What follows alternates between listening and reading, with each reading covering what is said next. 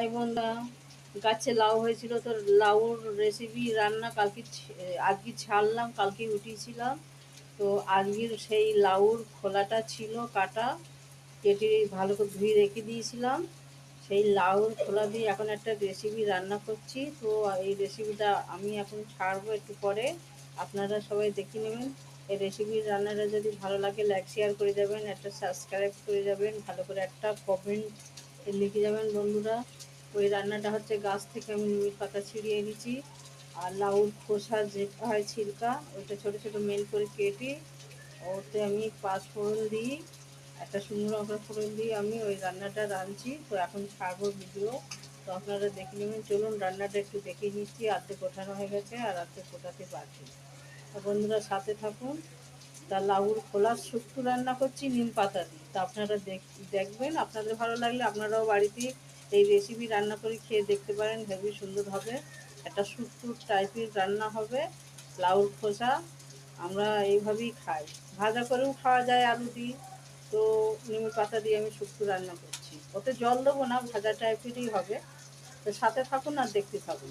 তো বন্ধুরা দেখুন, এখানে আমি 1 চামচ নুন দিয়ে দিয়েছি, একটা শুকনো লঙ্কা দিয়ে দিয়েছি, অল্প তেল দিয়ে দিয়েছি, পাঁচফোড়ন দিয়ে দিয়েছি, দিয়ে এটাকে ভাজছি। নিমের পাতাও দিয়ে দিয়েছি, দেখতে পাচ্ছি নিমের পাতাতে দেখা যাচ্ছে এই যে এগুলো নিমের পাতা, এই যে দেখুন বন্ধুরা নিমের পাতা দিয়েছি। এই রান্নাটা দেখুন আমি একটু হলদি দিয়ে দেবো কালারের জন্য। বন্ধুরা নিমের পাতা ভাঙছে, আমি শুক্তো রান্না করব। এই শুক্তো কালকে লাউ ভাঙা হয়েছিল, লাউ গাছের পাতা। বন্ধুরা এই নিম গাছের পাতা ভাঙতে এসেছি, 2-4টি পাতা ভেঙে নিয়েছি এই ডালটার থেকে ভেঙে নিয়েছি, দেখতে পাচ্ছেন। কালকে লাউ কাটা হয়েছিল, লাউ যে খোসাগুলো আছে ওইটা দিয়ে শুক্তো রান্না হবে আজকের, তাই নিমের পাতা নিয়ে যাচ্ছি গাছ দিয়ে। এখন বন্ধুরা নিম গাছটা খুবই বড়, আমি পাঁচিলের ওপরে উঠে ভেঙে নিয়েছি পাতা। এখানে আমি নিমের পাতা ভেঙে নিয়ে এসেছি শুক্তো রান্নার জন্য। এখানে বন্ধুরা এখানে লাউ যে খোসা এটা আমি চুরি ধুয়ে নিয়েছি রান্নার জন্য। তো দেখতে থাকুন আমার নিমের পাতা দিয়ে শুক্তো। বন্ধুরা তেল দিয়ে দিলাম, শুক্তো রান্না হবে, তেলটা গরম হোক। বন্ধুরা নুন দিয়ে দিলাম, তেল গরম হয়ে গেছে। তো একটা শুকনো লঙ্কা দিয়ে দিলাম, একটু জিরে ফোড়ন দিয়ে দিলাম,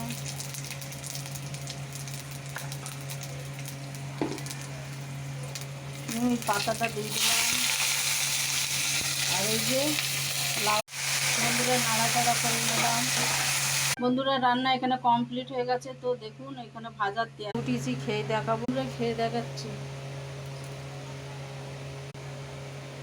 হেভি হয়েছে বন্ধুরা, আপনারা বাড়িতে অবশ্যই ট্রাই